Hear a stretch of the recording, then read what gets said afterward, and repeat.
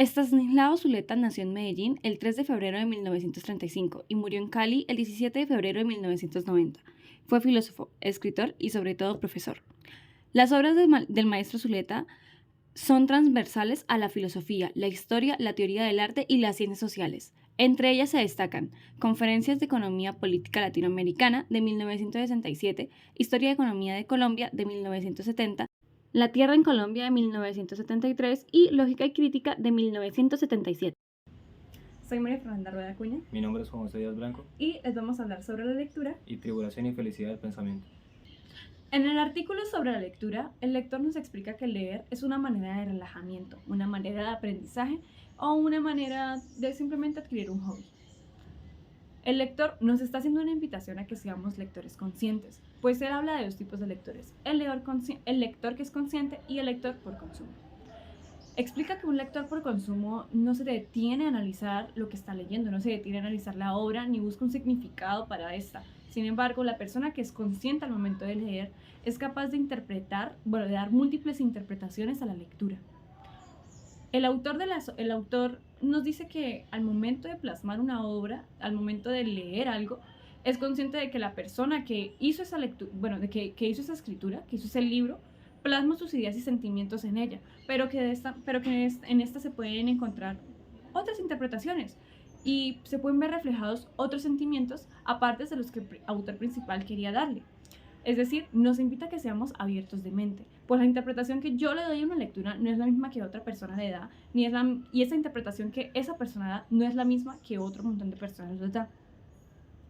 Como tal, considero que el artículo nos está invitando y nos está incitando a que tengamos una opinión más crítica al momento de leer, pues no todas las lecturas valen realmente la pena y no somos muchas veces conscientes de lo que leemos. Leemos por leer, leemos sin pasión y leemos sin un objetivo fijo como tal. Por ejemplo, la verdad, al leer este artículo lo tuve que leer varias veces, pues la primera vez no estaba concentrada y no pude hacer un análisis más a profundidad de lo que realmente era. Me tuve que apoyar también en mi compañero. También explica que no está mal ser un lector por consumo. Realmente no es algo malo, sino que sería mucho mejor si todos fuéramos conscientes de lo que leemos para poder así adquirir algo de estas lecturas, algo de estos libros, que dejen una huella en nosotros y que nos ayuden a formar un carácter y una opinión mucho más crítica. Pues la realidad es que la lectura ayuda a formar opiniones y pensamientos, ayuda a tener una mente mucho más abierta y también crea un espacio de creatividad y de innovación. Bueno, yo les voy a hablar sobre la tribulación y felicidad del pensamiento. Y para eso vamos a definir primero qué es tribulación y qué es felicidad.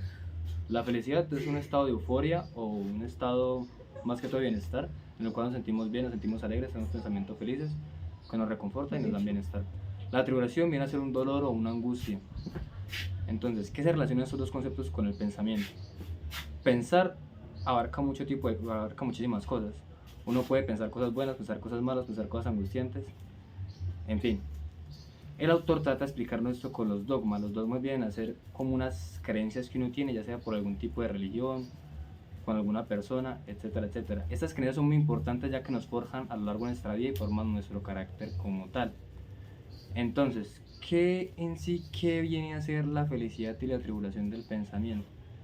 Es más o menos en cómo nosotros tenemos nuestra forma de pensar, en cómo nosotros administramos nuestros pensamientos y cómo nos embarcamos en una aventura cuando empezamos, digamos, a leer o a encontrarnos con nuevos dogmas, con nuevos métodos de pensar, y cómo estos pueden ser angustiantes o pueden ser reconfortantes a la vez. Son más como perspectivas de vida o modus vivendi en el cual pues cada nos vemos envueltos. Digamos, cuando se da este encuentro o cuando se da este choque, cuando uno empieza pues como a notar más dogmas, porque digamos a lo largo de nuestra vida llega un punto en el que nosotros nos empezamos como a cuestionar por qué pensamos lo que pensamos, hacemos lo que hacemos. Este punto pues generalmente se da en la adolescencia, es en el cual en nuestra soledad nosotros empezamos a preguntar por qué creo lo que creo, por qué hago lo que hago, y esta pregunta es muy importante. Y aquí es donde nosotros empezamos a buscar referencias o gente para guiarnos, y eso nos va a forjar nuestro carácter y al final va a formar una personalidad. Esto puede ser algo angustiante, ya que muchas veces no sabemos a qué persona o en qué teoría apoyarnos o cómo escoger nuestro camino, y digamos esto muchas veces puede ser algo malo, pero también pienso que es un viaje que cada persona tiene que experimentar y tiene que vivir. Esas son etapas por las que uno tiene que pasar y son importantes aunque sean angustiantes. Y pues una de las conclusiones que el autor dio fue que en sí el pensamiento es una filosofía y pues el dogma no se considera como filosofía. ¿Por qué? Porque en sí hay muchos dogmas que solamente se cierran a un mismo pensamiento y no abarcan otro tipo de pensamiento, o sea, no aceptan otras doctrinas en sí. Entonces digamos que tener dogmas puede ser tanto beneficioso como a la vez no serlo. Entonces yo pienso que lo importante es que uno aprenda a ser crítico, a ser analítico con todos los dogmas o con todas las cosas que uno se presente, ser enfático con lo que uno piensa, con lo que uno cree, y también estar abierto a otros tipos y nuevas formas de pensar.